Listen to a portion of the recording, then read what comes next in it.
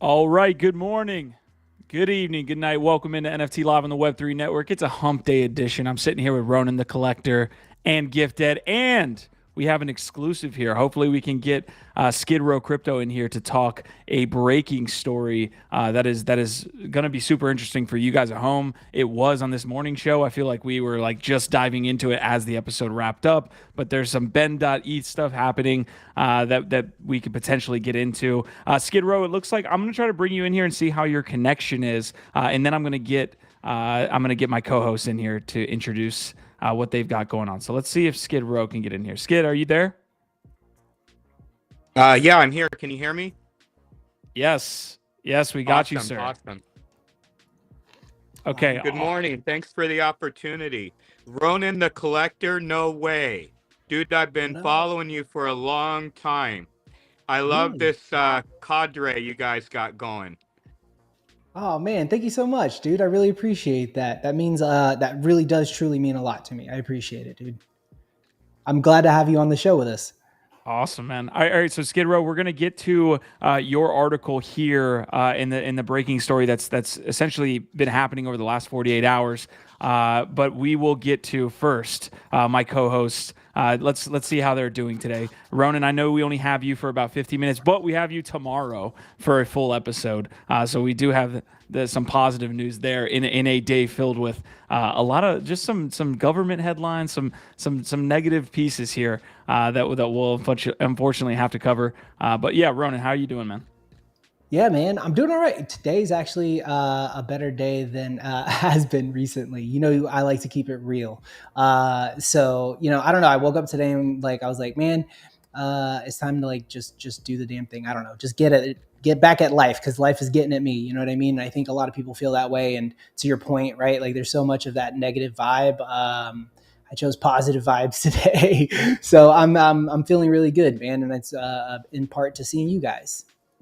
Love to have you on the network per usual, man. I feel like, again, we're like brothers in this space, and I appreciate you every time you're on here. We'll have to schedule that off the NFT live call. We'll have to schedule that here in just a moment. Gifted, just fresh off his Web3 GM Web3 morning show there. How was that?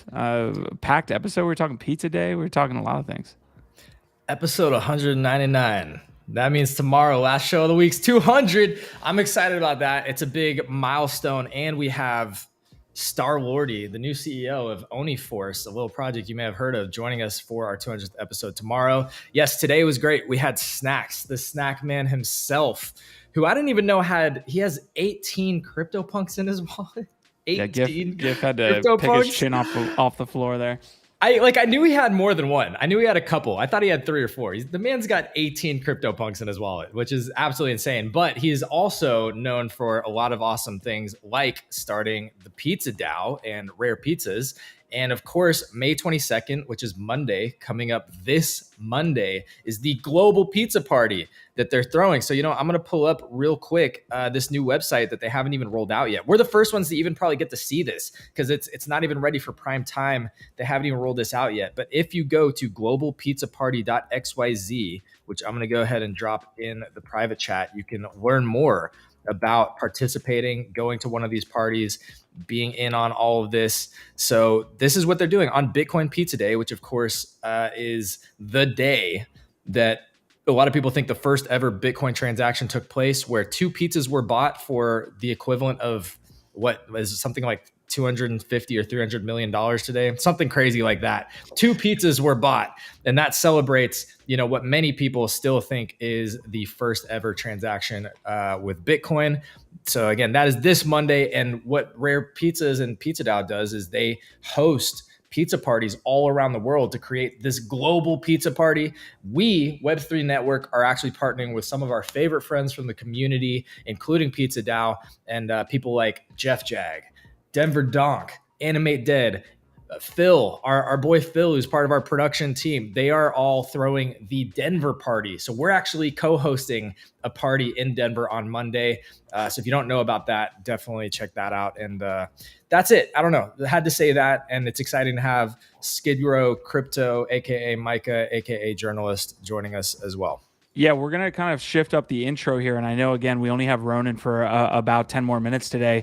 But I think this story is worth hitting, man. Skid Row is covering this breaking news about Ben.Eth, about some new essentially scam coins. And I say scam coins because apparently some individuals are saying that these are malicious contracts as well as being tokens that are speculative. So, guys, let's get right to it. I mean, let me show off the episode link for today so that you guys can get as many people in here as possible. I've got the tweet for today, so we're gonna touch on Ledger. Everybody saw Ledger recover from yesterday. Gif, what's up, man? Nice face. We got you on here. I don't know why you have to. I feel like you strategically put my face on all the ones that you don't want to be part of. What? Like why? Like didn't you put my face on the Trump thumbnail as well? Like, what the heck's going? There's a conspiracy here. There's a conspiracy with Nifty Q being responsible for our thumbnails because I feel like my face gets plastered all over the really negative ones. And like I'm the one that yesterday was saying Ledger didn't fuck up and everybody was being hyperbolic, and then you go and create this ridiculous headline. Well, you're surprised that people are saying did Ledger fuck up. That's the whole idea. Sure. So this is the episode for today, a hump day edition of NFT Live. Ledger responds to feedback. Captains continuing their surge. Heavy metal reveals biggest flops in NFT history. And Prodigy just called you a cutie pie gift. But let's get started on the important stuff, man, because that's one of the really cool things about our job up here is that we want to highlight individuals that are pushing our space forward, that are doing good things in this space. And Skid Row, you are doing some great things here. I'm going to pull up your profile as well as the actual breaking article that you have. But man, I want to go through this A to Z. If you could give a quick explainer of your time in this space, I mean, super brief, so that we can get into this story you have here. Never been doxxed, and never been doxxed. But yeah, let's get into it, man. Hey, thanks for having me, and I'll make it quick. I know time is so valuable on these shows. To sum it up quickly, late 2020, I was recovering from 2 cancer surgeries. I was completely broke, and I was living in a tent on Skid Row. I started tuning into Clubhouse rooms, listening about crypto and DeFi, dollar cost averaging, and all this stuff. And as we know, 2021 really took off. It was the NFT boom, crypto boomed, and I pulled out of that situation. I was able to do so with a career because I began writing for the first ever DAO run news publication.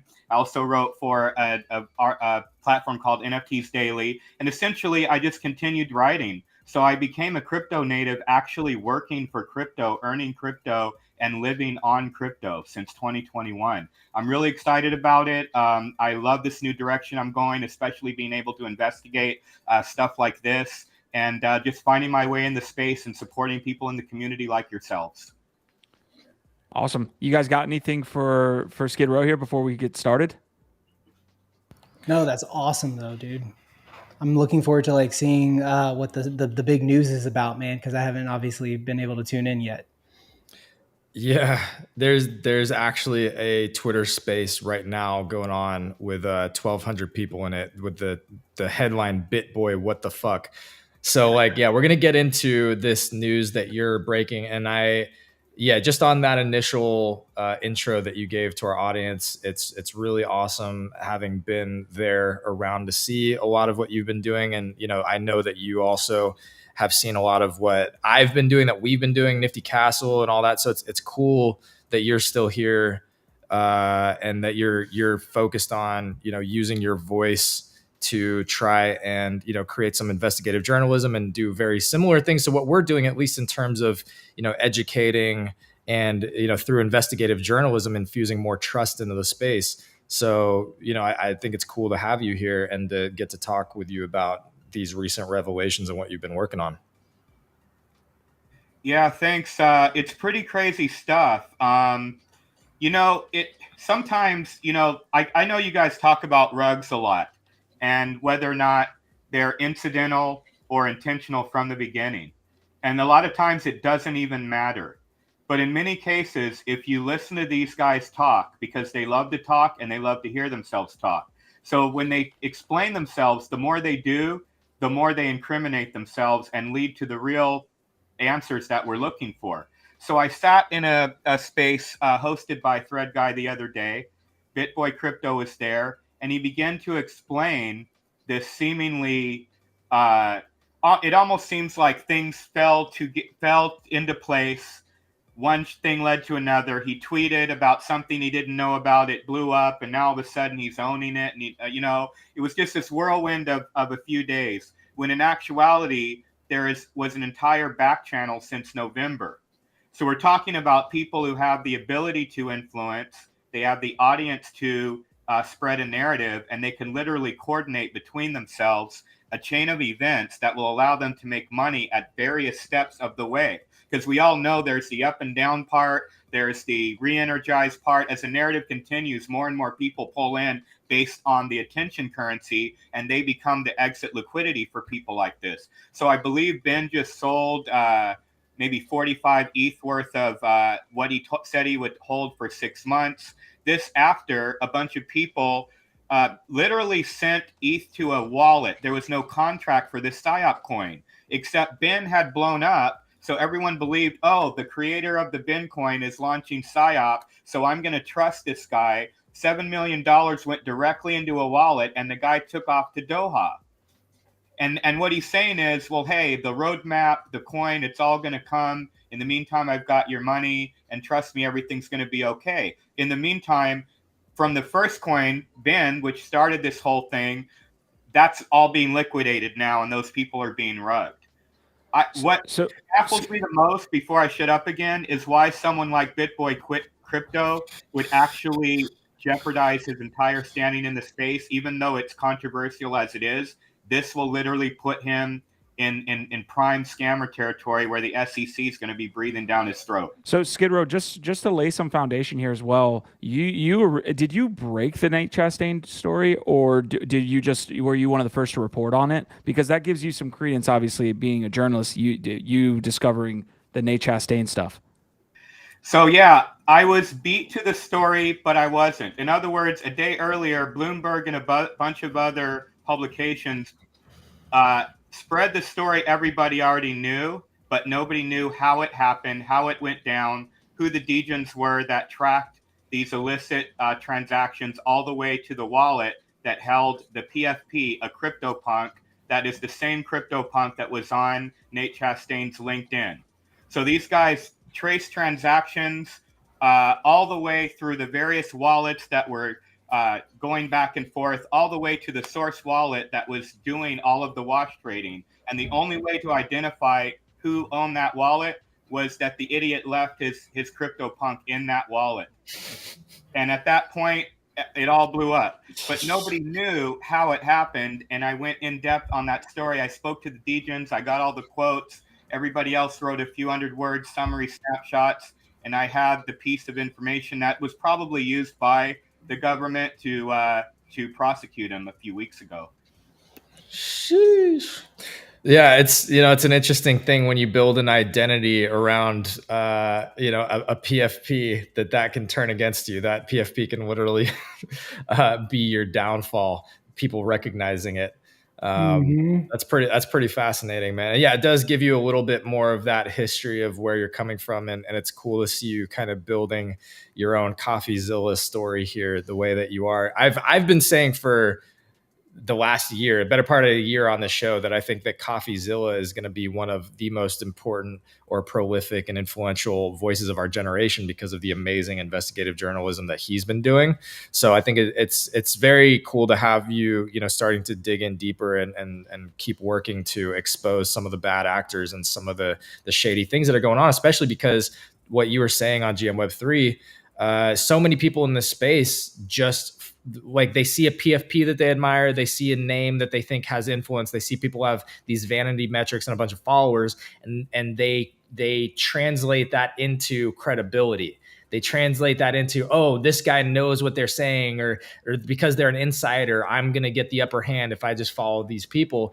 And that's like what so much of the hype of the space and so much of the transaction volume runs on, is just this pure speculative influencer hype bullshit. And so yeah, it's great to have people kind of exposing or uncovering some of the nonsense around that, man. Well, I want to thank you guys, because in allowing me to come on a show like this, which is trusted and respected by the community, it validates me further in ways that I can get my job done. I would not have been able to break the Nate Chastain story if I didn't have some level of, it's not even notoriety. I'm just a journalist, but I have to be known in the space enough to DM somebody and get them to respond because they know that I am literally in the community and I'm not just here to snag a story out. And so as I move through the space, you know, the ability to get people to talk to me is important. People don't necessarily trust journalists anymore. What you guys are doing is great because you're doing a lot of the real-time work that helps people who don't actually read that much. You know, I wrote 2,000 words. How many people are going to dig in and dive and look at all those tweets and all that stuff and put it all together? You guys are giving people an opportunity to wake up in the morning with their cup of coffee and get the gist of something in a way that they can digest it. And I got to commemorate. I just got to give you guys a big clap for that.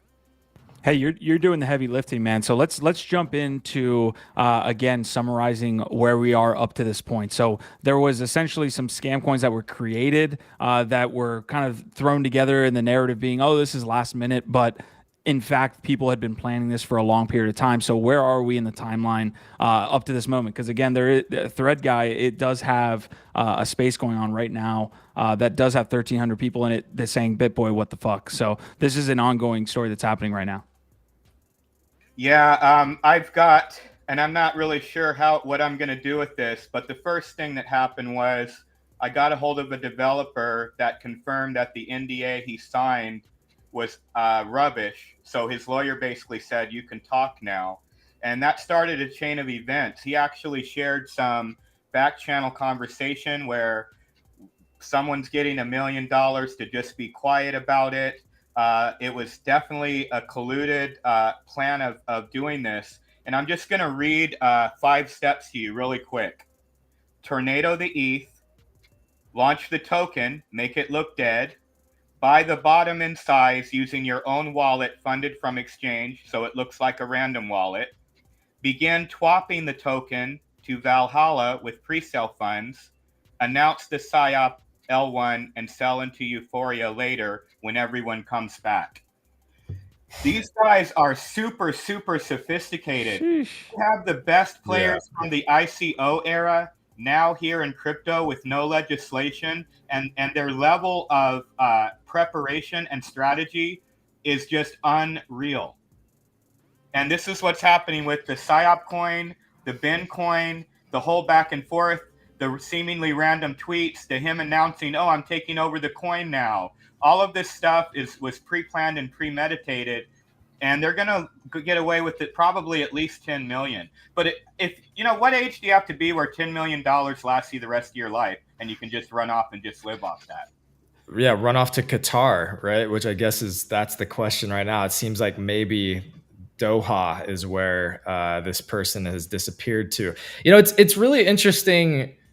I think, you know, and I'm not trying to stroke my own ego. I think because I've been in the space for a while, and also my background in education is all in media, marketing, all this stuff. I have a pretty sophisticated filter and just this innate vibe check for when I start to see things popping up in my timeline of feeling out, you know, when something doesn't feel right. Like I can't always explain off the bat what's wrong with something. I don't usually have all the data points and the amount of information that's in your article exposing exactly what was going on. But Ben token absolutely threw off my signals and my alarms. And that's why I didn't touch it. I stayed away from it. The way that it popped up overnight and started getting all this hype and the type of people and the things that people were saying, I immediately felt very uncomfortable about it. And I don't really know how to articulate that very well, but it's interesting to see now, you know, that sort of verification, you know, in my own gut feeling, my own initial take that this didn't feel right. Now you see how it was all being manipulated. It's really, really interesting. And I wish that I was better at articulating my gut early on. And maybe this is something that I need to work on, is when I start to feel these things, I need to do a better job of communicating and articulating that. Because, without that data or without anything to point to, I don't say anything. I just kind of watch it and let people do what they're going to do. But then you see what happens. It's like people get wrecked. So I don't know. I'm kind of caught in a conundrum about this. Like, maybe, do you have any recommendations for how people can be more educated or spot these things sooner that you've like kind of learned? That this is the nuance of the space that's really complicated, because guess what? If you started on your own instinct and intuition to talk about that, do you know how many people would hit you, slam you, want to cancel you? You become the villain of the story until people can come around later and go, oh man, you were right. Yeah, and that's actually a really interesting point that we started talking about in GM Web3 too, which is one of the biggest issues with the space, is like almost this like victim blaming, or the way that people rally around their own financial interests in a really toxic way. That was a really cool thing that was brought up on GM Web3. I don't know who it was that was talking this way, but there is a Robin Hood complex in this whole situation, like a very American gangster complex where it's like steal from the rich, steal from the man, and you're okay. Like we almost celebrate people who are bandits in this space. Yeah. But then like the idea of like the other side of that being that you actively like you celebrate a lot of bad behavior, but you actively attack people that are trying to protect against bad behavior, right? It's a very interesting thing, because I think you're absolutely right. Like if I had come out without a bunch of evidence early on and just said, hey y'all, this smells weird, what are y'all doing? Why are you supporting this particular coin? Especially when I'm in other meme coins. You know what I mean? It's like people would look at me and just be like, you're a fucking idiot, you're crazy, even though clearly I was smelling something that was real. So there's actually a CoffeeZilla piece here that there's like a tie-in, right? Because Ben Phillips is the co-founder of SafeMoon, correct? So like there's a tie-in with that story being broke by CoffeeZilla. Now, yes. Now you're saying Ben Phillips is associated with this scam.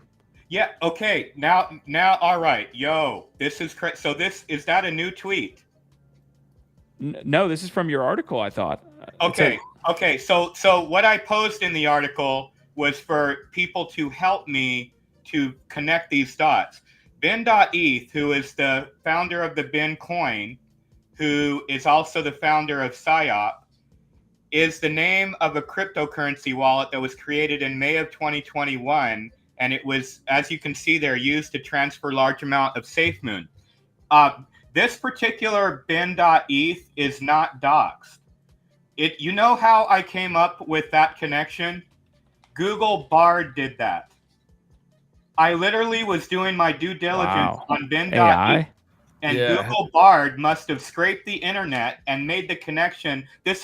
Now your ENS address is something that AI is going to identify, because it is also your name. It can now connect your ENS address with the activity that you have undertaken under that ENS. So AI actually told me that this Ben.Eth, who was undoxed, is probably SafeMoon Ben.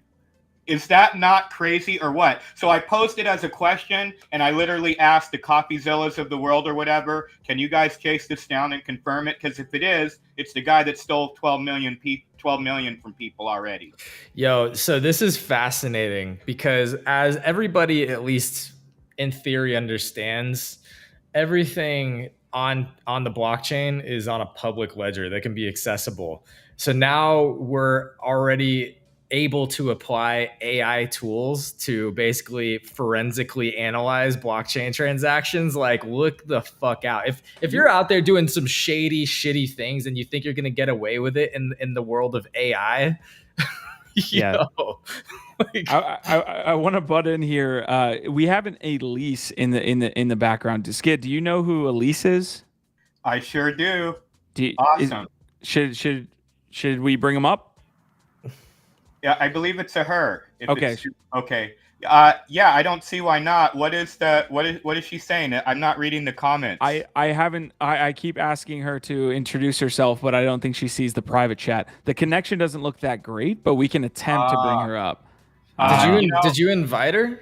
No, so we're rolling the dice here. So it may not be anybody I know. Interesting.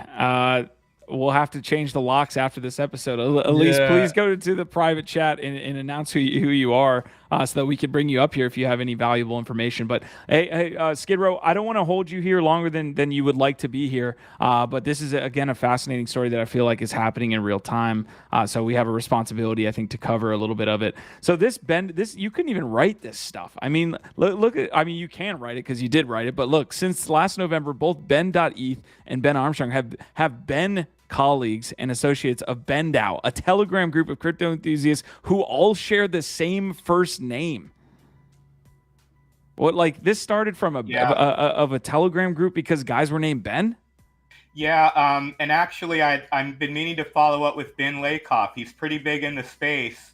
You guys probably, he's Crypto Mondays and everything. He's in that group, and he may actually have information that we all don't have simply because that's a closed conversation group. Now, would he come out publicly and say, hey, this is what I know? I don't expect that, but I do hope for some insight. And this touches on something that I'd love you guys to elaborate on. There are a lot of private and secret groups of people who are influencers that can sway the entire opinion of the space, and they collude together, discuss projects, and essentially collaborate on creating a viral effect with those particular projects. On its face, there's nothing wrong with that until you start moving into these territories of launching coins and speculative assets, things that have no real tangible value or worth, simply to get people to buy in based on belief, which we know that's all a meme coin is. Like, most people would say, well, if you lose on a meme coin, well, hey, we all knew it wasn't anything anyway. But yet it is. If you're smart enough to understand the volatility and the social psychology of the space and how to capitalize while it's on its way up, as well as when it's on its way down. These are sophisticated strategies that have been developed in the equities market too. Like, I know there's a lot of more regulations around that, but there's games that are played there. It's not all kind of hey, this is all fair when it comes to just any type of market where you're doing trading to be fair. So I've got a couple other stories here, man. Like this tweet though is epic, right? Like, he's literally telling you what he's doing and expecting you to believe. Like, people just believe this fucking nonsense. He's saying, I'm committed to not selling any of my Ben coins for 6 months, but I'm still intentionally not locking those coins. Why? To piss off the haters who say I'm a grifter, a scammer, and I'm dishonest. Gonna make them all look dumb again. Like, bro, to your point, the social psychology of, like, the amount of people that read this and are like, yeah. So he's basically saying, I'm mad at you guys for telling the world that I'm a scammer, and in order to retaliate, I'm going to have to scam you. Yes. Oh my God, bro. Yeah, Arafim saying, oof. Choina saying, who'd have guessed this wasn't going to end well? Easy saying, great points. This is a wild story, man. And the ICO situation, this does feel like ICO's 2.0. You know what? I'm still hodling my Pepe and my Turbo. Not financial advice, but there's going to be a lot of these coins that go to zero, and a lot of them are fucking just absolute grifts, man. This is wild. The most telling part of the article, there's a couple of spots to pay attention to. There's a quote about him talking about how he can't play by the rules. There's also a quote where he literally says, I can't rug people, or I'm not allowed to rug people. So he's basically explaining how he was able to, through a perfect storm chain of events, acquire this coin without launching the coin because he's not allowed. But now he's in this beautiful situation where everything's fallen into place and he owns this coin. His quotes are the most damaging and incriminating part of the article. All I have to do is bring the information together with his quotes to just put everything in perspective. And it just goes back to the one thing. These guys just can't stop talking. You give them a stage, they'll keep talking. They'll talk for an hour. It used to be you'd have an advisor off shoulder whispering to you, hey, you can't say that. Hey, change this subject. Hey, don't go there. But these guys don't even have that. It's just this bravado and this brash overconfidence that they can explain their way around things. And what happens is when enough smart people like yourselves or the hosts of these spaces actually ask them questions that are difficult to answer, they find their answer while they're talking in real time. And that is always bad. Everybody knows that. So what happens is your thoughts come out while you're talking, finding your way to the excuse or the lie. But if you just follow that, you've got everything you need to know. I forget what it's called. We've talked about it on the show a couple of times. I think Sarah Script is the one that always brings it up. But there's a whole, theory around how a lot of times just the loudest voice and the people who talk the most get the most credibility. Like people just give the most attention and credibility and credence to the people who are the loudest and the most long spoken. And I feel like that's part of what goes on here is these people rise to prominence and people believe in them just because they're out there talking constantly. Like the people that are spending their entire lives on Twitter Spaces, these aren't necessarily people that we should be looking to for guidance. And yet that's what's going on here. So many of these people that are just sitting on Twitter Spaces, gaining these massive followers, just constantly talking about anything or everything like they're experts. People start to believe that they're actual experts. It's absolutely wild. And so this is the problem with the space. I won't make this long, but so the builders have their head down building. Developers, they don't have time to be on Twitter and all that. So when a project that's really worth paying attention to is ready to see the world, they don't have any gravitas to actually make enough noise to bring it to our attention. So the only things we're really seeing at scale are mostly the crap.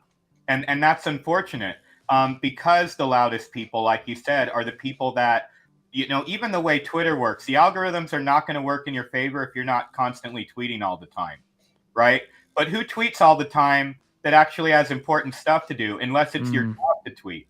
And so the space has this contrast between the people doing the real work and the people that really should be recognized and really listened and paid attention to, where folks can learn from them. We have that problem where they are not the most visible. You almost need, your own marketing team while you're doing the hard work. I watched you and still watch you with your community, and I'm just amazed at your presence, your ability to host, stuff like this, be in the Discord, be on Twitter, show up at the conferences. It is a full-time job, crypto, and we embrace it. And at the same time, we just don't have enough hours in a day. So I opened this up to questions from the community here. If you guys have any last questions for Skid Row, let me know. Otherwise, we'll let him kind of go about continuing to break this story. I mean, that's essentially what's happening here. Any last kind of loose ends to kind of tie up here with this story as we've talked about it today? I love these comments. He sounds like a fucking baboon. I love it. I freaking love it.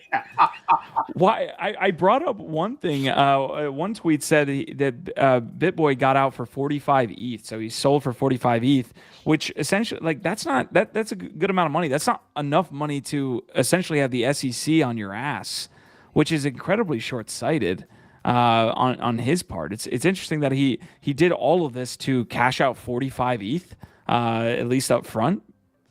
There's probably more. Yeah, I'm baffled because, like I said in the Web3 room, he does have a presence. He makes $40,000 a month with his YouTube channel. Why would you jeopardize all that? But take into account, he actually has some charges in Canada and fled Canada. He didn't show up to court and he was tweeting from the beach. So I think he believes he's just going to have a life on the run, perhaps. I don't know. I guess if you can keep reinventing yourself with the new pseudonym, nobody really knows who anybody is, right? So Maybe he has other identities we don't even know that will continue to just do business and thrive. This is why, we, Nifty Castle, myself, Woboy, like we were one of the first NFT producer studio teams launching projects to actually come out and use the fact that we were doxxed as a marketing point and like as a value. At the time, it was still like everybody was like fully doxxed. All of these projects that we're launching were doxxed, and now it's become undoxed. Sorry. Now it's become very common that more of them are doxing themselves and realize how important it is. But this has been a conversation we've had over and over about like, is anonymity okay when you're launching these projects or building these basically startup businesses where you're taking millions of dollars down? And I've been so staunchly on the side of like, no, it's not appropriate or okay at all to keep throwing millions of dollars at people that aren't doxed, because all you're doing is you're encouraging bad behavior. Like that's literally all you're doing at this point. And this is an example of that, where like this guy may have multiple different entities, multiple different businesses where he can just keep the party going, keep rugging, jump from one to the other. Whenever one blows up, he's just on to the next one. We've seen so much of this in the space. And you were making really, really great points, Micah, on GM-Web3 about like how this negatively impacts all of the, not just the space writ large, but all of the legit producers and the legit projects that are out here working hard with good intentions, just trying to get any sort of attention or traction on quality projects and brands that they're trying to build and really believe in. All these scammers and all of this attention grabbing around malicious bad actors and these people that keep spinning up these shady enterprises, it just sucks the liquidity out of the space and sucks all the attention away from the real projects and the real builders, and is destroying the whole economy. It sure is. It sure is. There's not enough liquidity to go around. In 2021, a lot of people were playing with government money, and they were having a hard time finding ways to spend it because we were stuck in the house. We couldn't go out to eat. We couldn't go out partying. And so that money was just circulating in the NFT community. You sold NFTs, you'd buy somebody else's NFT. Everybody was happy and grateful, and the money was spreading around. Well, all that thinned out because of all the extraction. And now there's no more government subsidy. And so now it's everybody get back to work. People are hurting, crypto's down. So the ripple effect of all this is the money's being extracted, it's not being replaced. And now the everyday, the daily NFT degens, people that even create, they're seeing the volume of sales and activity just take a nosedive. So we need some fresh blood and some new money. And how that's going to happen, I don't know. I mean, the bear can make its way back, and maybe a bunch of people that have kind of drifted away will come back, but will the money be back? It's not necessarily the number of people now. It's how much disposable income, how much crypto do we actually have to play with these days? Well, this is the story that's going to be brought up on Capitol Hill as well, right? Like these are the stories that get brought up. Unfortunately, with all the builders happening and with all these things, these awesome things that are being launched that we cover here daily on the show, this is the story that they're going to bring up as why crypto should have more regulation and why we need to protect the people, which eventually leads to a lot of unnecessary consequences down the line. So, man, this has been an awesome conversation. I've got 2 comments from the chat that I want to get to. XPly was saying, who's creating the website to track these clowns? They try and change their names to pop up elsewhere. So I'll form that question too.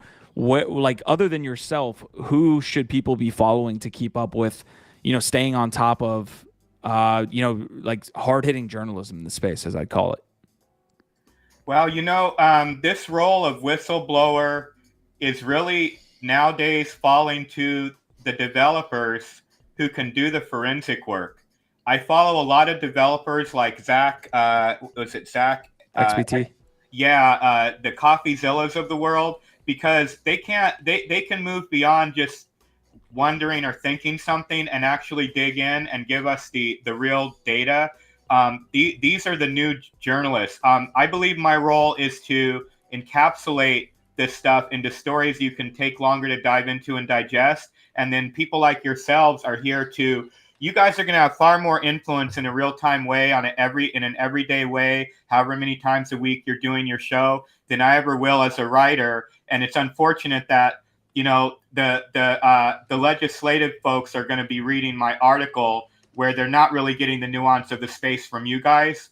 But you guys are the ones doing it, the ones following Twitter, following what's being said, combined with the people that actually have the knowledge and expertise to like dig this stuff up and present it in a way that we can comprehend. You guys are boiling it down for the everyday person to go, well, why does it matter to me? Or, why should I pay attention to this? So I've got to name people like yourselves and these developers, the CoffeeZillas of the world. And I'm just a reporter, essentially. You're muted. We appreciate it, man. We're definitely doing our best to stay consistent and appreciate what you do. Thanks for hopping on with us, man. And yeah, good work. It's not easy. Like you said, right now to keep up with it and be doing this type of stuff. So props to you, man, for staying true. Thank you so much. I appreciate the opportunity to talk about this. Gifted, we've got some unfinished business anyway. I've been wanting to cover your story for a long time. I remember the very first article I ever wrote was about an artist that you supported. You basically, his name was 10 Cent. 10 second artist. Yeah, Henrik Arye. Yeah. And so you're part of my entire journey as a journalist in this space, my very first story. And I was impressed by the way that you approach just extending a hand and going, I have a skill set that I can apply to helping this particular artist. And then I watched what you did with that all the way to now. And I believe that without proper documentation of this stuff, it's going to be lost. If I do not tell the stories, we're going to just look back 10 years and we're only going to see the rug pulls and stuff. We're not going to be able to dive into what was really happening with people and communities. And so that's what I feel my job is now. So thank you very much for giving me this opportunity to talk about what I'm doing with the Daily Degen. And I'm looking forward to our conversation in the future. All right, man. Hell yeah. I forgot or didn't know that was your first ever story. So that's pretty cool. And yeah, looking forward to more talks, man. All right, front page on the Daily Degen, which I just linked in the chat. You guys go check it out. Micah, this has been an awesome convo, man. Thank you for honestly brightening our day with it's a negative story, but it's positive that you're covering it in the way that you're covering it. So we appreciate you, man. Thank you so much. You guys have a good one. This comment from Xplow, I don't know how to say that, Xplow, saying who's creating the website to track these clowns if they try and change their names to pop up elsewhere. This is such an interesting topic because like I could sit here and easily say, yes, it would be awesome to create a internet database that's AI driven and literally create an AI model specifically for tracking blockchain bad actors.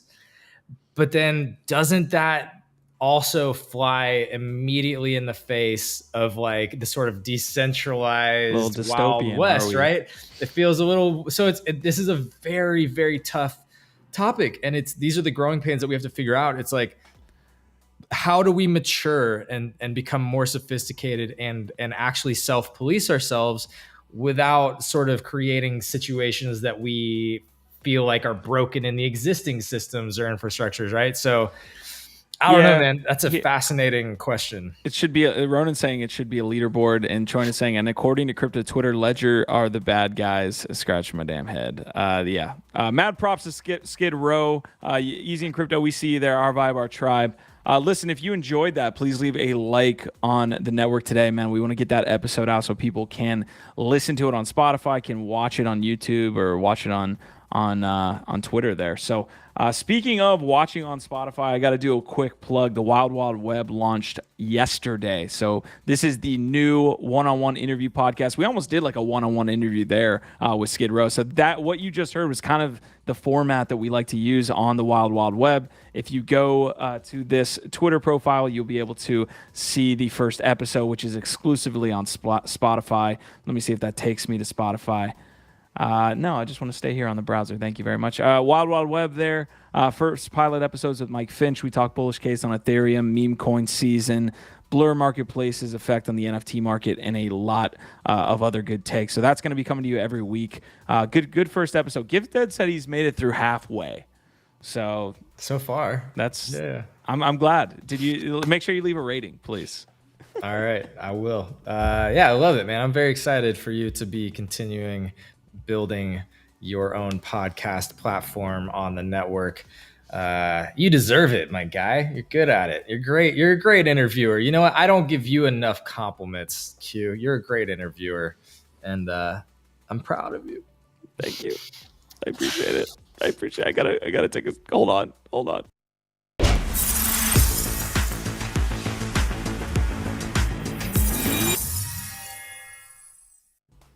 All right, so Heavy Metals release. Who's cutting onions? That was, right. Yeah, I did. I pulled some from the garden this morning in my raised bed. Heavy Metals release. These are my Heavy Metals, folks. They look pretty nice. There's some controversy that I want to bring up. Marty McFly dropped a link in our group chat that was basically saying that these are copped or co-opted, if you will, from some other art. I'm going to show you that now, Gifted, and see what you say about this, because there always has to be some Yuga FUD along with whatever Yuga does. But does this have any credence? So you see the heavy metal piece here. Okay, so there's the heavy metal one, 288, and then the other photo. Mecha dress up game. So the tinfoil hat theory is they just completely ripped it off. I would need to see more of this to see a clear correlation. Like on these two, like, okay, there's similarities. Yeah, I see similarities, but like just to say that there's some similarities between two things is not enough for me to say like, they just totally stole your entire fucking idea, right? So like I'm not there yet. I can hold two thoughts and say like, okay, these two things have some similarities, but also be like, they're also creating a whole other bigger thing. So is there more to that thing that you can show me where I'm like, oh, there's a lot of similarities beyond this one piece of art? Yeah, I'm looking. So they're going for about an ETH. It looks like I got some wrapped ETH bids. Obviously, they're all over the map, right? Between what you're getting ranked. So you can see best offer here for my Celestial is going to be 2 ETH, which is nice. But there was some post reveal dumpage. If you've been in this space, if you've been in the NFT space for long enough, you know that there's going to be dumps post reveal. So let me try to bring that tweet up that I had. So this is from Tyler D. The heavy metal post reveal dump is escalating. The floor is at 0.91 ETH on Blur, minus 21% on the day. Early community sentiment seems positive-ish, with some calling them cute. Cough. Where do these bottom out? So you can see this is floor price. It topped out at about 1.3, and I'm assuming these are for like the most common of the heavy metals. I think that has continued down. But we can look into it. Honestly, it's tough to get price action on a lot of these because they're all part of one collection, but they have different rarities. Let's just go look at more of the art, though. Let's just go through. Let's appreciate it. Yeah, I can appreciate that. They're cute, but in a cool way. Like they're not cutesy where I'm like, it's not for me. It's for just like little kids. I'm like, it's cute, but it's also pretty dope. It's got weapons. It's got some crazy looking like. Looks like a Beyblade. looks like one of those the battle bots. Looks like a battle bot. It does, and that's probably kind of what they are. Battle bots. I think that is basically what they're. This one, I feel like I got a mid. It looks like he's even crying. Like I got a little bit of a mid here. It's a sad boy. Just a little sad boy. So Cam Taylor's in the chat saying, yeah, too cartoony. They should be more badass. This was an interesting take I saw on Twitter, was that none of Yuga's assets actually meld that well together. Like there's some that look super cartoony. Some of it's like super heavy 3D animation. Like I think that's by design. Like I don't think they're just randomly like throwing it together. Like they want to have specific IP delineations, but it is interesting that like Bored Apes look a little bit different in that environment with the other side than they do some of what they got here. Meebits obviously are like polygonal assets. CryptoPunks look like CryptoPunks. I guess you could say that those obviously were bought by Yuga.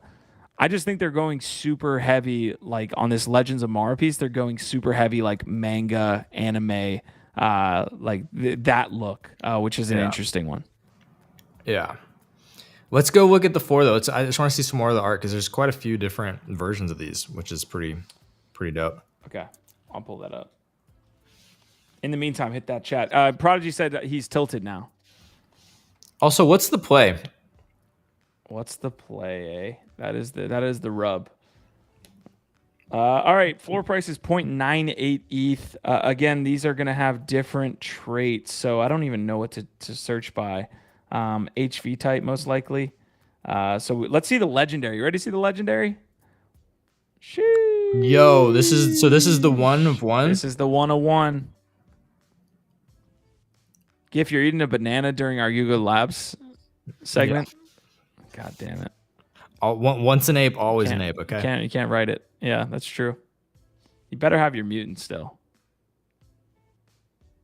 I flipped it a while ago. That was the first thing I flipped. Oh my God. All right. I'm going to try to get us through these HV types real quick. So that's the legendary. Let's go into the hollows. Let's see what the hollows look like. Okay.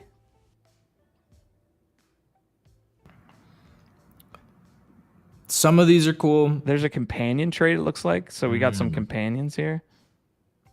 Oh, shit. All right, let's go to Reavers. So these are oh, yeah, baby. So these look like they're going to be... Oh, wait, that's a whole different game. See, I'm in the complexity chasm. These aren't going to be for Legends... Well, these are for Legends of Mara. These are... But I thought the Kodamaras were what you place... The vessels are what you place, not the heavy metals. Because these feel like more like battle bots, right? Like than the others. Like if you go into bios look like they're just like kind of farming some of these. No, they got weapons. Look at those guns. Big old guns on that guy. But the Reavers look like they're just getting after it. Reavers are probably gonna fuck you up. They do look like they all look like some kind of Black Widow spider derivative. Okay, so 2.16 is the lowest here listed at floor for the Celestials. So that looks pretty dope actually. That's kind of crazy to put on the floor. You get the, not that I know anything about it, but it looks pretty sick. I think these are pretty cool. Like I don't know, people shitting on the art. It's like there's a range. Some of them are better than the others, just like the mutants, just like the apes. But there's some pretty cool designs. Like look at that one far right there. Pull up that one. Yeah, that's nice. Any of those 3. Like these are freaking cool, man. Yeah. Yeah, pretty nice there. All right, let's look through the rest of these HV types. We got Knight. So you got a Knight here. I need to see your Knight, Gifted. Let me put down my banana real quick. Stop. So actual, is there an actual like thing inside of that? This is not a bot. This is an actual like organic living thing inside of that. It looks like it has eyes. All right, my Knight is just okay. Oh, he's not the coolest. You hate to see it, but I'll show you. My God. Okay, as we get to dynamics, these look like trash bots. Yikes, dude! Imagine being that bad at a game. God damn, y'all got wrecked. It's still 1.2. Oh man, I'm worried to look at the glitches. This is yeah, the glitches to me are like, oh my God, bro, uninstall immediately. Wow, rage quitting. GG. Right now. That's a tinfoil hat. This is Marty's 100%. There's a tinfoil hat. Tinfoil hat. So that is the Marty McFly fly. It's true. It's got the wings. It's got the tinfoil hat. I'm buying this from Marty. Yo, let's fucking send it to him. He'll appreciate it. I'll copy paste it. Now it's mine. He gets it.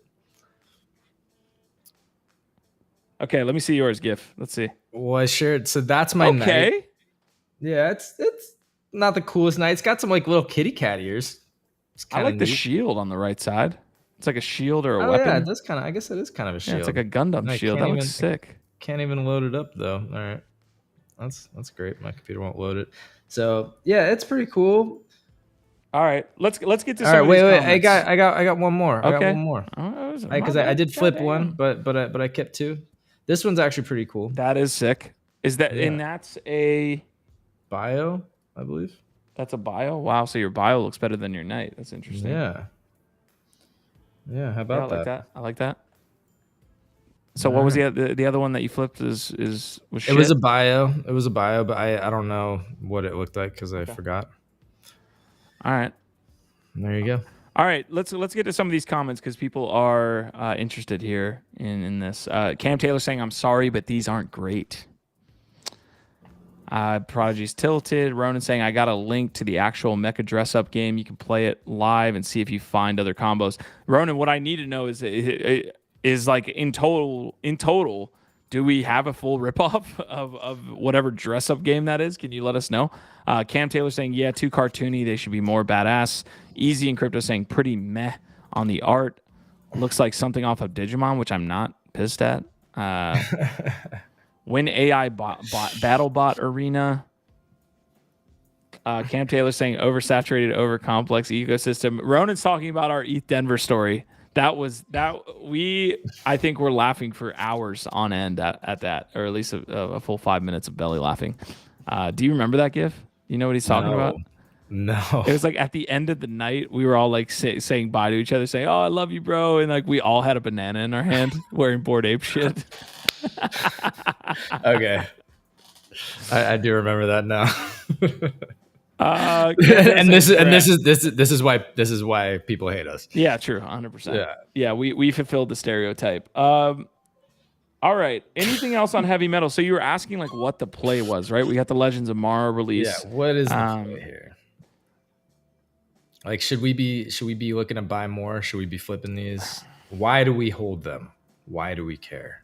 My initial take, just my 20 IQ take, is that I need more of the low value ones because the floor will increase over time with Yuga assets. So I want the best risk reward. So basically, the play is don't fade Yuga. Is that what you're saying? I'm saying if you held a gun to my head, said which one do you want to accumulate, I would rather have 2 of the lowest value ones than 1 of the higher value ones. Again, I don't even know what the difference is between Celestial and like a bio when it comes to like what they yield. Right? There's going to be some type of yield mechanic for these. So, yeah, we're here. All right, I'm going to trigger Gift Dead right now. Actually, before I do that, I had this pulled up. A lot of people are having bad months, bad years, bad whatever. Imagine being the 3rd co-founder of Apple, Ronald Wayne, who sold his 10% stake for $800 in 1976. He's 88 now and reportedly worth about $400K. He was twice the age of the others, and he said he was afraid if something went wrong, he would be in debt. And I'm sure there's an investment parable in there somewhere. I'm sorry, Ronald Wayne. That sucks. $800 and you own 10% of like the world's most valuable brand at one point. Yeah. That's a crazy story. Yep, saw that. Had to share it. Sucks. Ronan saying, "I walked out the door like we're a bunch of ape bros and looked down, fucking banana in my hand." Yes. That really happened. That's a true story. It's also Ronald Wayne. That's a true story too. That's an unfortunate story, and like, there's something about it that just hurts. Like, I have no association other than I use Apple products. I'm not Ronald Wayne or part of his family. It just hurts. Like, yeah, that's bad. He's worth $400K today. That's a tough one. All right, Ronan sent me this, the AI dress up game.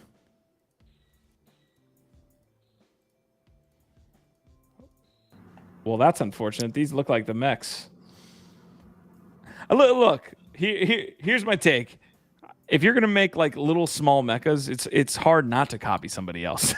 Yeah, I mean, mechas have been done a million different ways. Like you could probably find other mechs that look like these too. So I don't know. That's he's got little hands. Yeah, I don't know about that. I made a pretty fucking dope one though. Are you kidding me? It's got lightsabers. I mean, mine looks like it could kick anybody's ass.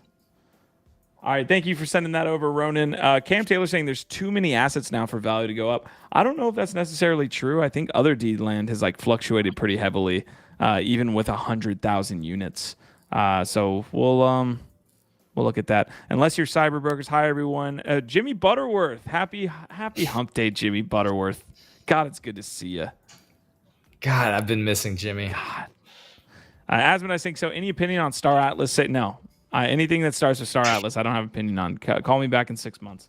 Wow. All right, I'm gonna trigger. Talk about getting triggered. Who's getting triggered? We've worked on this. Yo, for wait, Q. damn near Wait. Days. Why isn't Star Atlas on here, Q? I think Star Atlas doesn't deserve to be on here. Doesn't. We've worked on this for at best. Maybe, the last 48 hours at worst. I think it's been a week. I've been looking at this chart saying I need to change some stuff around. We did do a little bit of work on this. It's been 48 hours now, GIF. I'm giving the opportunity to the community to look at this one more time before we finalize the 8th edition and move on. Okay, a kid called Beast goes C. Milady goes Wrecked. Utes goes B or A or B. Honestly, Captains goes A or B, and then Beans goes B.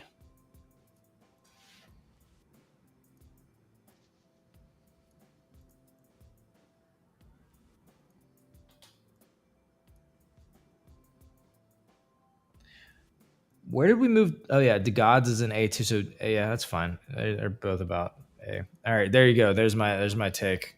Okay. Let us know what you think in the chat. Is this good enough? Where are we fucking up? What are we missing? How right? Actually, just let us know how right we are. Tell us that we're fucking brilliant geniuses and that we understand the NFT space better than anybody out there. That's what you should be saying in this chat right now. Yeah. Appreciate it. No other comments will be accepted. All right. It looks like, okay, so I don't know. We're going to wait like 30 seconds for comments to roll in here. I'm going to take one last look at this again and see where I think we've gone wrong. Gutter Cats could literally be in D right now. I know they had the LaMelo stuff. Yeah, happen. That's what I was saying. I was saying drop him. I know. And then you were like, oh, Gutter Cat gang, he's the one. I'm the one fighting for you. Yeah, simp for the GG. Look at that simp face. You feel better? Look at that Gutter Cat simp right there. S looks good. V Friends, I might bump down to A. Not on the week of VCon though. I can't. You can't do no way this week that we can get away with that. We can have another discussion. Yeah, we should add Justin heavy metal. Murray's back. God, man, we're about to have a party. I love this show, dude. Yo, we got Jimmy and Justin Murray. Yo, like the episode because. Anyway, heavy metal should be on here at C probably. Again, heavy metal. If you are making your profile picture a heavy metal, you're a beta. Like you are a beta. Like what? Who is doing that? Why not? They're cool. They're cute. Q. You don't want to have the cutest new PFP in Web3 as your identity right now? Who doesn't want to have their little battle bot PFP? I'm about to put Trump up here. Jeez. One more word out of Bitcoin Frogs is taking over right now, so that maybe Bitcoin Frogs belongs here. I'm taking one last look. This is Ethereum only. We can't add Bitcoin on. This is okay. We are chain agnostic, but RATEMYBAGS this edition is not chain agnostic. Wow. Oh wait, is there Polygon on? Yeah, there is Polygon on. Yeah, okay, that's what I'm saying. All right. Good luck. Yeah, we can. All right. Epic fail. Oh, Nakamigos aren't on here. An actual PFP. Yo, Nakamigos should definitely be on here at S tier for sure. No.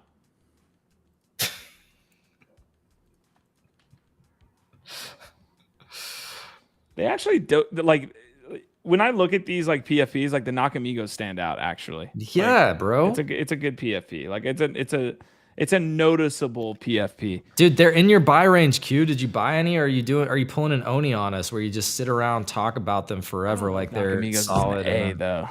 No, it's not an A. Yeah. It's a solid B or C. We're running out of space, man. We gotta relegate some of these, man. Oh, just overlap beans. It's fine. All right, let's see. Here we go. I can't wait to check the chat on this one. Easy and Crypto saying Super Yeti for life.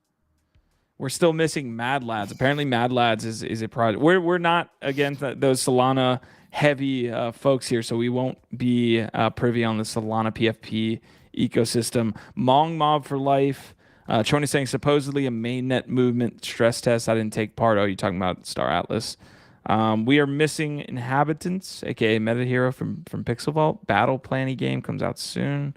Inhabitants, Yetis at S tier. I may have to unhide my Yetis. You need to. Probably saying this list is so sus. This whole list is a rug. No Trump NFTs, no dub. I would just want to cancel the episode. All right, we're done. The 8th edition is just a kind of a clusterfuck. Which wait. There it is. Just perfection incarnate. I'm literally posting this on NFT Live's Twitter later today. Thank you for all who took part in the 8th edition. We'll add Solana NFTs next time. Yo, just throw since it's overlapping anyway, throw Nakamigos down in D just to trigger some people and get that engagement farmed. Okay, cool. Yeah. All right. Fucking Nakamigos sucks. That's how you do it. I hate Nakamigos. And that's how you do it. And that's how it gets done. You guys are in on this this kind of insider theory though, so we'll see how it plays out. EVM too expensive for 99% of the world though, and too slow. Well, it does have a strong amount of market cap. I think the market says otherwise. But I'm totally down to cover Solana NFTs, and I think next time we do it, 9th edition, we'll have Solana NFTs. I'm down for it. Guys are kissing your fingers. We haven't. Oh, Sui has NFTs. Sui. Yeah, we haven't. Oh, we lost GIF. At the Sui coin or blockchain yet, and that is something that I've kind of wanted to talk about and cover. So maybe next week we do some shows talking about it, seeing what it's about. All right, I've got a really cool tweet thread that I haven't gone through. I was saving this just for you, Gifted, and you guys that are listening and watching at home. We've kind of dabbled around this for a little while. The dark side of NFTs, a throwback to the most controversial moments in Web3. I think he's got like 12 of these. So I'm excited. I haven't gone through it, but I want to do this with you. Gif, before just 3 off the top of your head that make the list. What do you think? We already see the poopy Florida and get the fuck out. What else do we see? I feel like at least one of the things in here has to be one of the real-time deaths of like a founder while it's like minting out. Like the founder just died. What project was that? I don't even know his project, but there's some amazing screen grabs from Discords where it's like the project just minted out, and unfortunately we have to let you know that the founder just passed away. I feel like that's got to be in there somewhere somehow. Yeah.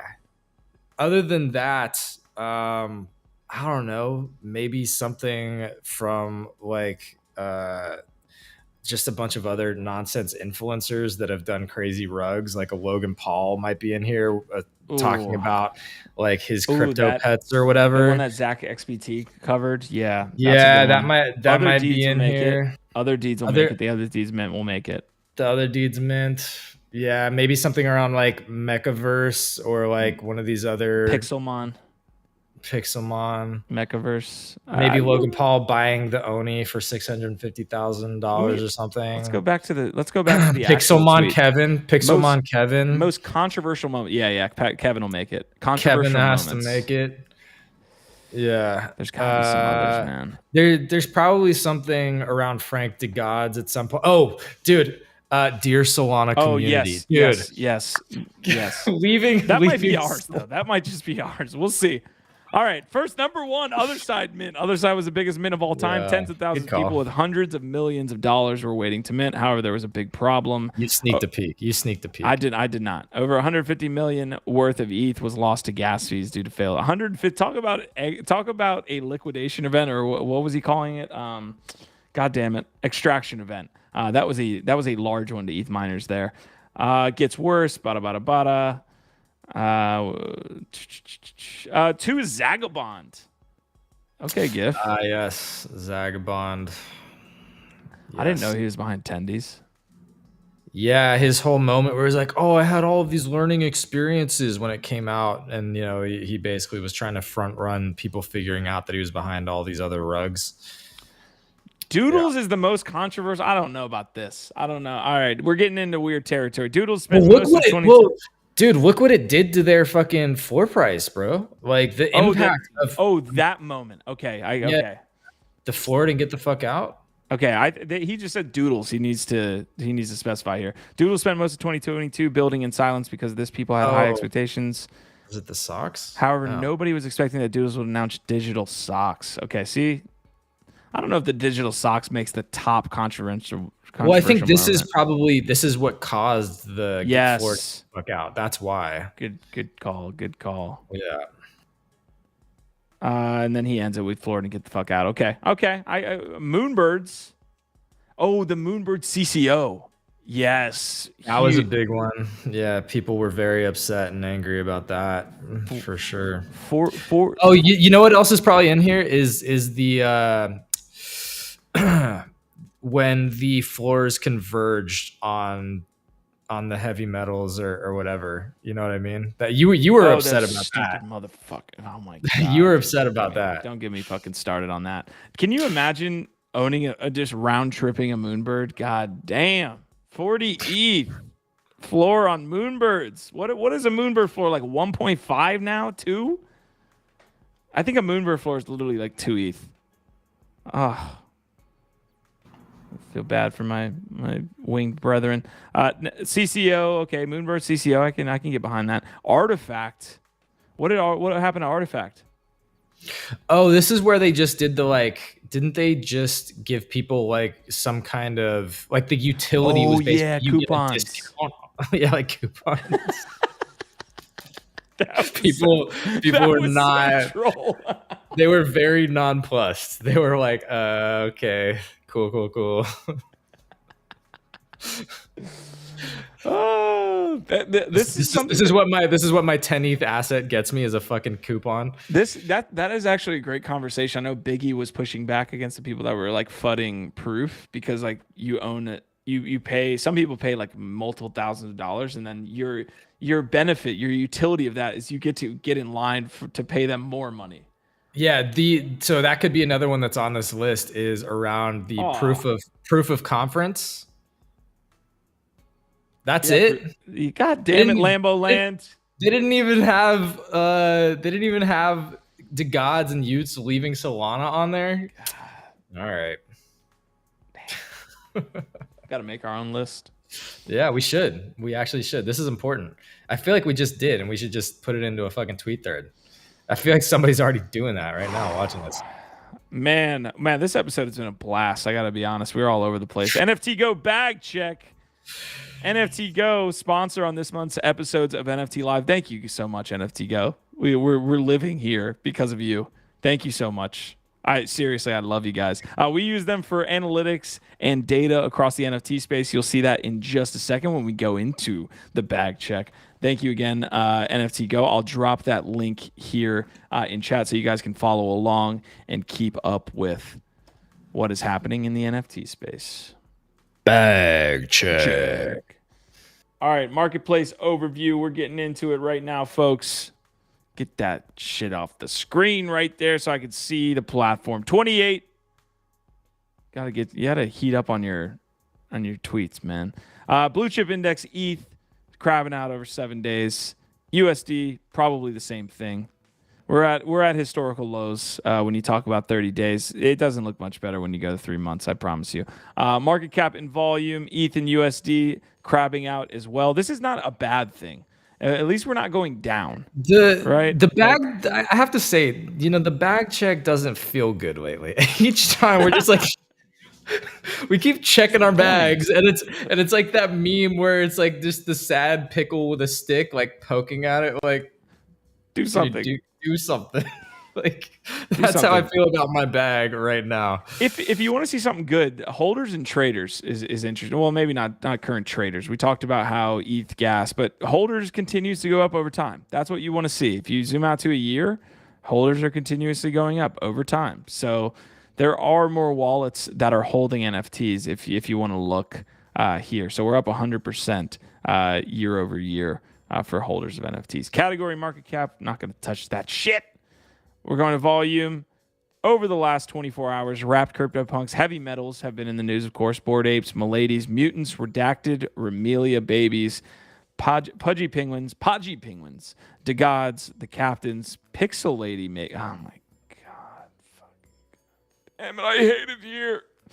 So we have another Milady derivative that's in the top 10. So we have Milady and 2 derivatives in the top 10. That's why we're at where we're at. We deserve pain. Mutants, this is the last 7 days. Mutant Ape Yacht Club, Bored Ape Yacht Club, Milady, Wrapped CryptoPunks, The Captains, Pudgy Penguin, Azuki, The Gods, and Redacted. And finally, wrapping up with Heavy Metal coming in the top 10 in volume. So that is the NFT Go Bag Check for today, folks. We got a lot of other stories to cover. We're going to go for another 15 more minutes, give or take. And yeah, fun times. Our vibe, our tribe. You enjoying yourself? Dude, my bags are not enjoying themselves. No. it's like, honestly, like I love doing the bag check, but also I'm just being real with y'all. It doesn't feel that good lately. Justin Murray over here. Thank you. Oh yeah. Bro, put your own face on it. Use your own face for a controversial post for once, Q. Yeah, Justin Murray over here saying Solana has the most active addresses right now of any blockchain. There you go. Apparently that's a thing. There's so many ways to look at data. If I'm looking at sales volume over the past 7 days, 14 days, 30 days, it's probably not Solana.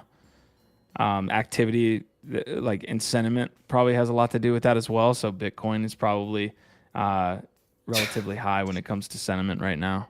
The hottest new BRC20 coin is Chine, deployed this morning. Joking, of course, but if you're minting BRC20s, why not mint a few China coins? Okay, got it. Got it. My bags are booming. You guys got to get down on Solana. I appreciate the missionary work that Justin Murray finds himself on seemingly every month. He is absolutely proselytizing here to a crazy degree. But you know what? It's a, you know, if you believe in it, why not? We don't follow you for that. I'm not familiar with Artemis as a resource. Maybe we should check that out. You know what I want to look at though, Q? Can we please find where's that sentiment like JPEG? I guarantee someone knows. I guarantee. I don't know the platform. I know what you're talking about, but it escaped me up to this point. Okay. All right, I'm gonna fly through these quick news pieces because we've got some really good ones. Axie Infinity is a much maligned Web3 game that gets a lot of different hate. Origins is past review with Apple and is now available on the App Store. We believe this is the first time that Apple has agreed to make an externally purchased NFT usable on the App Store. Let's dive in. In December 2022, we launched a feature-limited Origins on the Malaysian Google Play Store. This gave our team a chance to optimize gameplay before expanding to other markets. Today, we're taking a similar strategy with the app stores in countries through LATAM and Asia. In this early iOS version of Origins, players have a choice to use their own NFT Axies or upgradable starter Axies to play. Both will work in adventure and arena modes. However, this will be with some restrictions to comply with current App Store policies. So, I mean, look, they didn't bury the lead at all. iOS is going to have the ability to play Axes. Of course, there's going to be a little bit what's the word I'm looking for? Not regulation, but there's going to be some red tape there when it comes to NFTs that can be used and cannot be used in that game, as well as probably the fungible tokens are the ones that they've been super concerned about. So, good update there from Axie Infinity. I mean, like we've talked on Axie, I had Jiho on the channel all of 3 years ago at this point. They were the hot girl at the dance, and then came crashing down at the end of the day. So good to see updates from there. Jimmy Butterworth said, "I heard moonbirds were cool." I don't. We should look at the Axie chart. Go look at the token. It was up like 12% this morning on the news.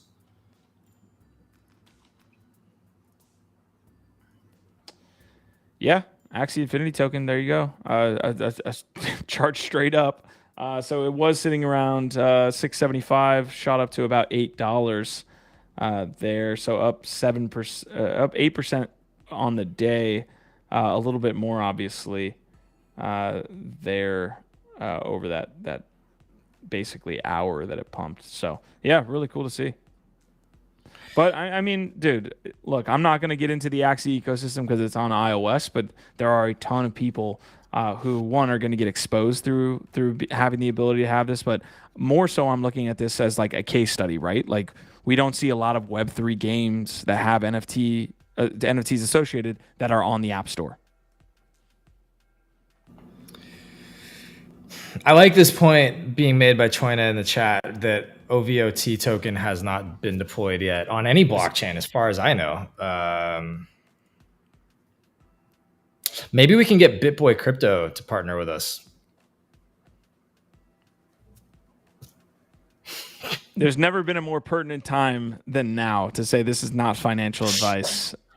Don't do anything. Don't take anything we say and do anything with that. Don't buy, sell, trade cryptocurrency assets. It's all a fucking scam. Get out of this space while you can. Please. Did you see Bobby Hundred's new book, NFTs Are a Scam, but also the future? Yeah, but haven't they been using that for a while? Wasn't that like the Atom Bomb Squad thing? That was like they like hired a bunch of people to say NFTs are a scam. Well, they like made shirts and shit too. It's kind of tired now. It's kind of like you're gonna keep saying that every year. That's like your thing. Well, there's a book now. Cool. All right. Justin Murray says, look at the data, fellas. Many other websites out there. It's different data. Also, Dune supports Solana now and Motion Chains. I'll take a look at some Dune analytics dashboards. Give me a chance. I'll bring it up tomorrow. What I'm looking at on CryptoSlam specifically is, and that's the platform that I use to kind of check cross-chain metrics, analytics when you talk about sales volumes and collections. Solana doesn't, I don't think Solana's in the top 3 or 4 there. But that is around sales volumes, and sales volumes can be spooked as easily as wallets can be spoofed. So, I mean, you have to be really careful with just kind of spouting data as your main source. I know that that's a good tool to have, but if I was going on CryptoSlam alone, I wouldn't be on Solana. So, yeah. All right, couple other quick news pieces. What's up? Well, I'm over here searching, trying to find this platform. If anybody knows what the website or the platform is that lets you basically rank NFT projects by how popular the PFP usage is, like what percentage of users use it as a PFP, please let us know, because that's a fascinating site and we forgot what it's called. Son of a bitch.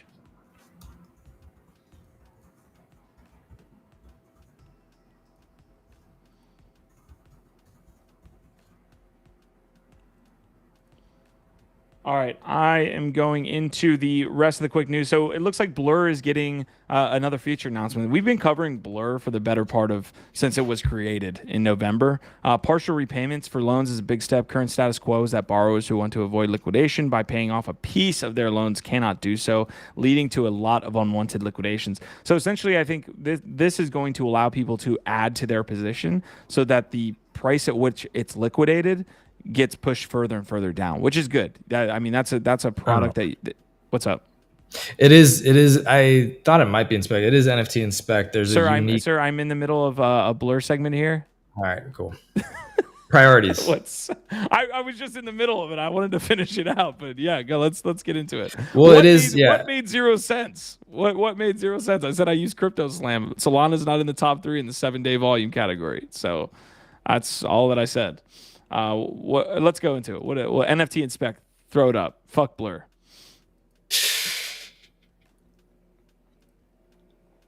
Yeah. So PFPs per NFT. Is that it? I don't know. It's Yep, it is. So PFP per NFT, I could search by that. Yeah, that's going to take me to a weird place though. Bored Ape Yacht Club, 68%. It's going to be the highest. Pudgy Penguins is next. Moonbird, 61%. Mutants are pretty low, half. That's high. Come on. What is? Half? 50% is high. It's not as high as Bored Apes or Pudgy Penguins. Yeah, Doodles is at 45. DeGod's at 30. Oof.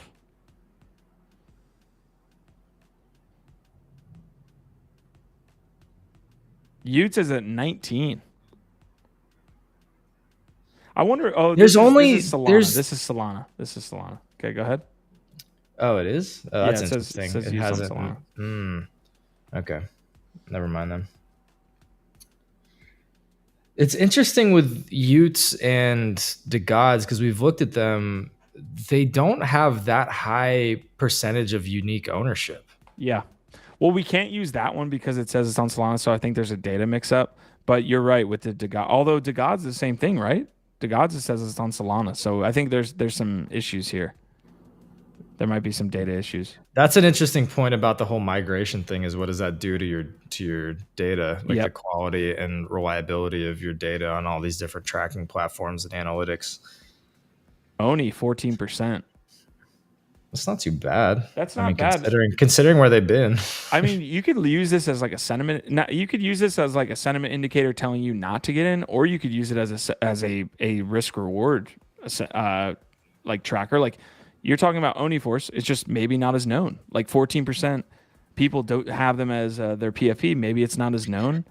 Gutter Cats still have 31%. See, here's the dichotomy here that I'm talking about. So Gutter Cat Gang and Oniforce, right? So you see half as much people have them as the PFP. There might be some. I think that says more about Oniforce than it does about Gutter Cat in that perspective. You know, like it's already capped out at 31%. Not saying it can't get any better, but that's an interesting piece. Also, a lot of Gutter Cat Gang people probably left. Let's be honest.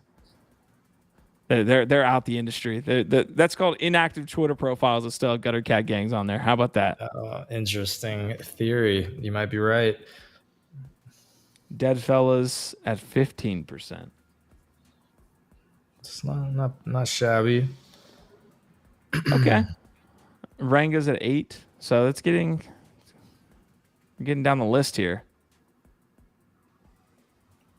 All right. Any other takes? I mean, I'm trying to assess like what is sort of a good ratio. What's a threshold for where something is sort of like a serious community of like people that really fuck with it. You know, even something like 5% on a big project is a fair amount of, you know, people that really are fucking with it. But is that enough? You know what I mean? How do you really measure what is a quality community versus not very good community or dedicated community? So I don't know. It would be interesting to like kind of pull up, I don't know, like zero in on a few different examples, like maybe like 10 different collections that are at different levels and try and analyze it somehow to just get a better sense of like how this works. But to me, it's a fascinating indicator, right, of how much people fuck with the project and build their identities around it and how deep it goes. It's a loyalty, right? I wonder if CryptoPunks isn't held. Like we had Snacks on GM Web3 earlier, and he holds multiple CryptoPunks. Like I wonder how much that hurts your PFPs per NFT, right? Like If one person owns 18 CryptoPunks, that throws off. I mean, I know that's a small number, but if that happens multiple times over, you're gonna hurt. But that's I feel like you experience the same phenomenon across almost all large collections. There's going to be people that own more than one, right? So I'm searching by community reach. Justin Murray was saying filter by that. 50% on Bored Ape, highest mutant Utes to gods coming in at 3.4. I don't know what are you filtering by? Community reach. Let's see what it says. The estimated percentage of all NFT Twitter users exposed to this collection in the preceding 24 hours. Huh. See, this is like probably more accurate. Yep. How recent they are engaged with that community. How active they are currently. Not necessarily. It can deal with exposure, right? Like I could tweet about Utes and it would make this list. Right, the estimated percentage of all NFT Twitter users exposed to this collection in preceding 24 hours. So it's not just people in the community; it could be people talking about the community, right? Sure, but it's more engagement. Like it's another way of measuring how engaged the community is actively, like how active it is. Yeah. Okay. All right, I like that. All right, I got to get through some of these, and then we'll end the episode here. Again, partial repayments are dope. You won't see this negative downward spiral if people can pay off a little bit of the loan to push the price that they're liquidated at to a lower price. So if someone's sitting there like, oh my God, I'm going to get liquidated if Bored Apes reach 45 ETH. Well, you could do a partial repayment of a loan to push that to 35, to push that to 38, so that your apes do not get liquidated. So this is a very important step for Blur. They've done a great job of introducing new features, and this is one of them. Partial repayments, which pushes that liquidation price lower. It won't lead to these like downward spirals that we'll see, or at least it'll stave that off a little bit.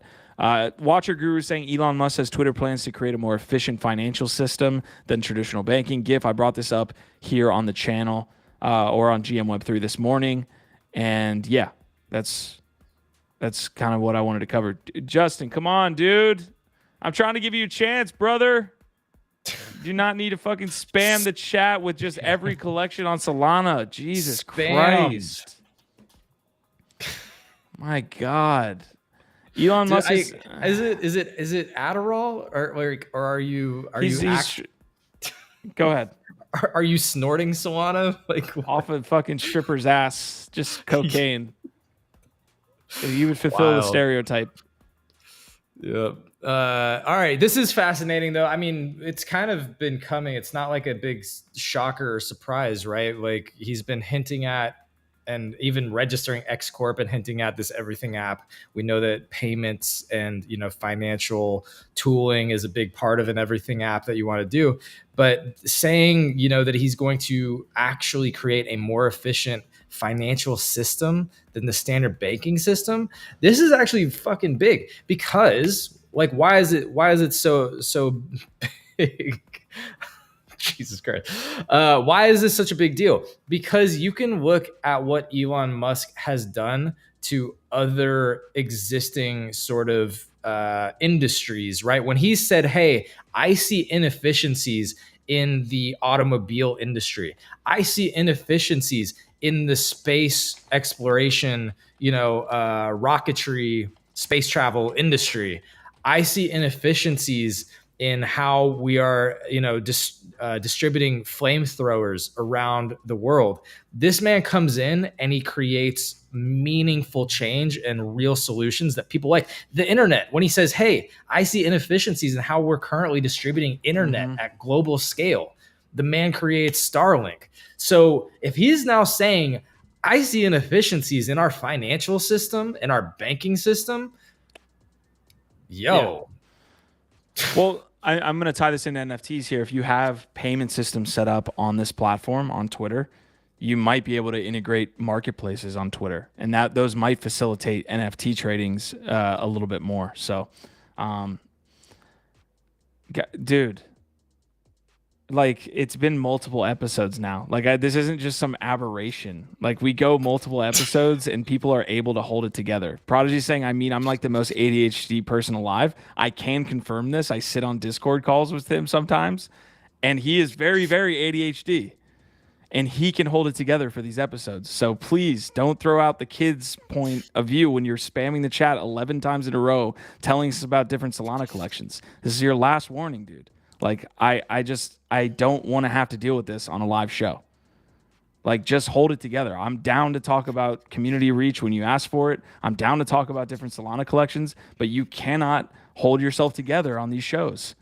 I don't know what else to say. It's happened, and this isn't the first time. This is why I'm going into a fucking tirade. So please stop. Yeah.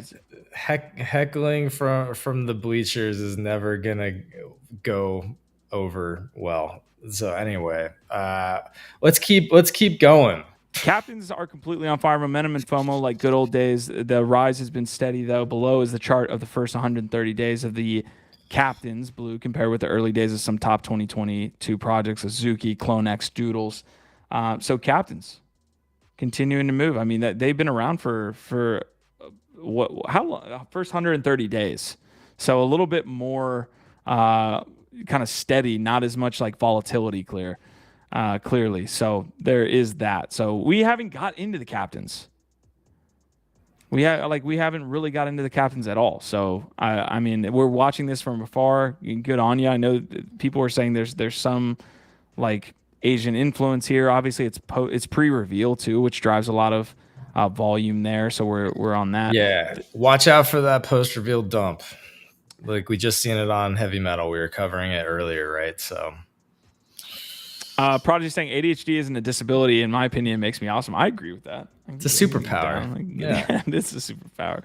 However, Ledger does acknowledge there's an extra. So this is the Ledger recover piece. Gifted is making the craziest face at our thumbnail today. I don't know why he was doing it, but I mean, he sent it to me, so I posted it. And so, I mean, the main topic for today was before we got, honestly, like the first part of this episode was amazing. Having a journalist in here. Talking about the latest with Ben.Eth and the scam coin stuff that's happening with Bitboy. But this was the main topic that was going to be today was, did Ledger fuck up? Because it's been about 24, 48 hours since they launched Ledger Recover. I think people are starting to get back to like calmer heads, cooler heads, understanding this, but still some people are like staunch against Ledger making this jump into, Gifted, I'm using your term, Web 2.5. So we talked about it yesterday. I feel like my diatribes and soliloquies were all there, and I don't know that I need to like rehash all of it. I feel like people are way too reactive on Twitter, and Twitter literally thrives off of really hot, quick takes that are not always super helpful or informed. And I think to sum up what we came to yesterday, there may or may not actually be any real concern around creating an opt-in system that might be able to be hacked some way. I would imagine that them being security experts, they've thought through different ways with the way that they're sharding out this different thing. And they do explain in that thread, they've got like holding different parts in different jurisdictions even, and that they in their system never hold any sort of copy of your seed phrase, and the way that they're doing all this. I think the point is that they're trying to help create better tooling and systems to support more different people that want to come into the space that aren't ready to swing all the way from Web 2 to Web 3, which is the majority of people. That's what's frustrating, is like the zealots in the space that think that you're protecting or helping us by thwarting any sort of innovation that is Web 2.5 or aimed at servicing other people. Again, it's opt-in. It's not a firmware update that you're forced into. So why are you freaking out? I don't know, like to the degree that people are. But the one last thing I'll add in that's interesting about this too, it gets back to to that sort of question that we were on around, how do you hold bad actors accountable? Should there be some kind of tracking system? It's like the issue is that it flies in the face of a core ethos of the original crypto movement. And so even though people are misinterpreting, I think to a large degree what's happening here, that's what people are reacting to. They feel like this is a betrayal of what the space is supposed to be, without understanding that like there's actually a lot of thought and effort into trying to move us forward in different ways. I don't know. Yeah. I mean, I think there are some people that believe that this step is kind of not the first, well, how can I say this? Not the final step, right? Like this is the first step in a move where Ledger is going to become more and more compliant with regulatory bodies, and there's going to be able to be like mostly, you know, like you're going to actually have regulatory bodies be able to access more and more, you know, times. So that's so slippery slope that's theory. kind of the idea. That's kind of the idea. All right, last, yeah, I get it. I said what I needed to say on Ledger yesterday as well. I think that there was a little bit of a overreaction there by a lot of people. I do think that to get to the next number of users, they're not going to want to do that with their passphrase, what we do every day in Web3. So that is kind of where I'm going with that. The last story that I have is the Bitcoin frogs did 52 BTC in volume. That's 1.5 mil in volume yesterday on Magic Eden. So I think Magic Eden, honestly, is probably one of the biggest winners that I've seen in the last 6 months. When I say that, I mean their transition to Bitcoin marketplaces at a time right before ordinals started to really take off. Like we saw a little wave, and then we saw like a larger wave that is happening right now. They were set up, and they had their infrastructure set up to capitalize there. So lucky trader, Bitcoin frogs did 52 BTC in volume, but that's all happening on Magic Eden. I'd love to talk with that team to see what they're doing. So apparently this makes them the #1 NFT project in volume on any chain right now. So that's pretty crazy, right? Bitcoin NFTs. Yo. I mean, take a look at this, dude. Like Justin was talking about Crypto Slam, 24 hours. If you look at the last 7 days, check this out. 4.4 million for an ordinal, 850,000 for an ordinal. There's some BRC20 NFTs that are going for 600,000. So, you know, you got to be careful with a lot of these OTC deals that could potentially be wash trading, right? But these are the sales that are happening. It's saying on Crypto Slam. So you search the 24 hours, look at how many Bitcoin collections pop up on here. It's a movement. Are you getting in, Q? What's the play, Q? Not doing it.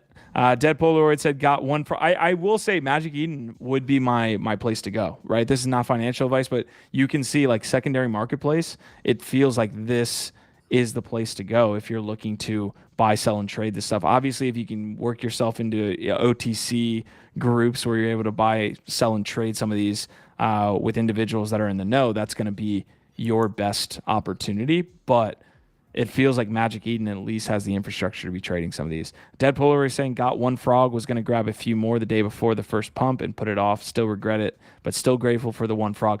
Dead Polaroid, what wallet are you using to connect to the Bitcoin network there? I would love to know. Grabbed a second BTC land. All right, so Dead Polaroid is getting after it. We got a BTC degen here who's getting into NFTs on the Bitcoin network. Love to see it. Yeah. Give us all the insight that you have, and let's keep that conversation going. I'm sure we'll be covering it a lot more over the coming weeks and months. Holy heck, what a fun episode. If anybody knows who Elise is, if anybody knows and can unveil the mysterious Elise who tried to grace our stage and our show, and let us know. That's a mystery. We had a random person trying to get in here today, and yeah, if y'all have any insight on that, would love to know.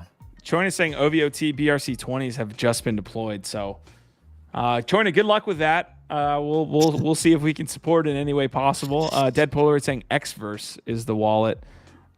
Sparrow, Get Albi is good. So we just got 3 here in the chat for Bitcoin tooling. Xverse, Sparrow, Get Albi, and guys, you were pretty. You're pretty emphatic throughout this episode. I thought this one was a wide-ranging piece here. We had Ronan, which feels like an hour ago, Again, we had Briefly, journalists. Yeah, we had Skidrowcrypto on to talk about this Ben.Eth stuff. That's the stuff that's gonna really bring fire onto the industry, man. It kind of sucks, but it was cool to hear it from the source. The guy's getting after it.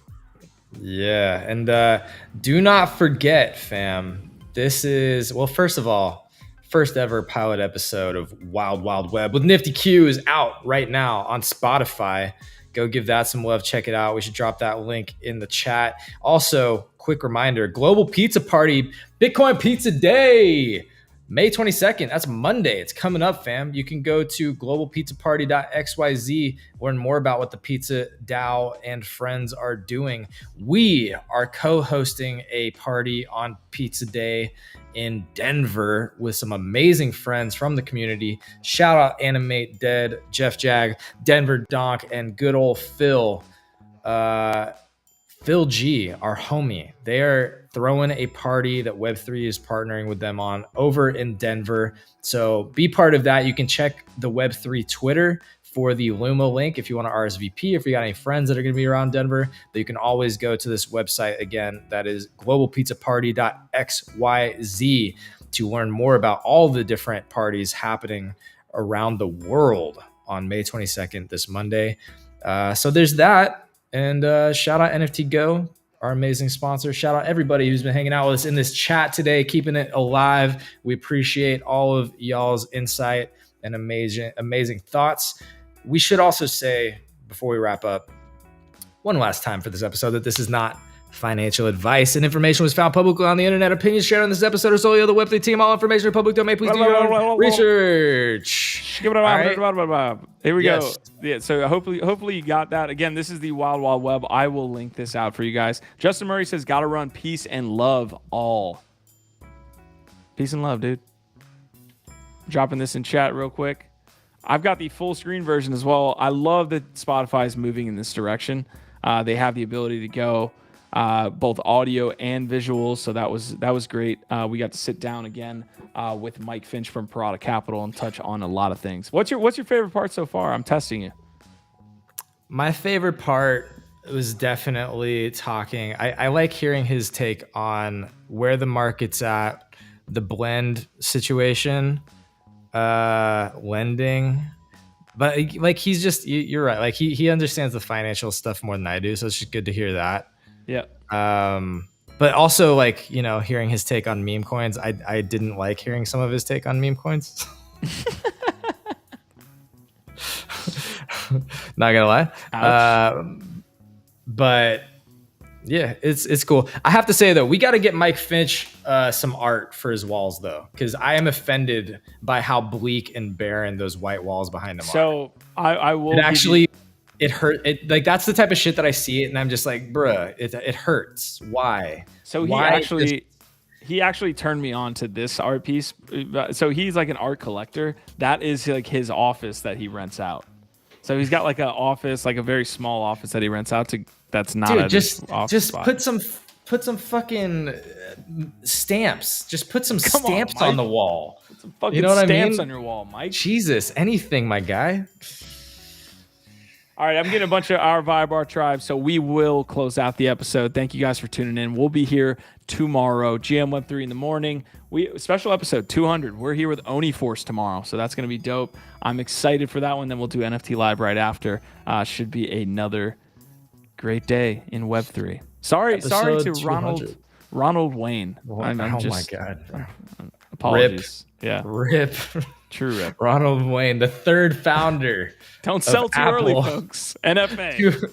200 episodes of GM Web3, the 200th episode. Star Lordy from Oni Force, the CEO, coming on tomorrow. Don't miss it.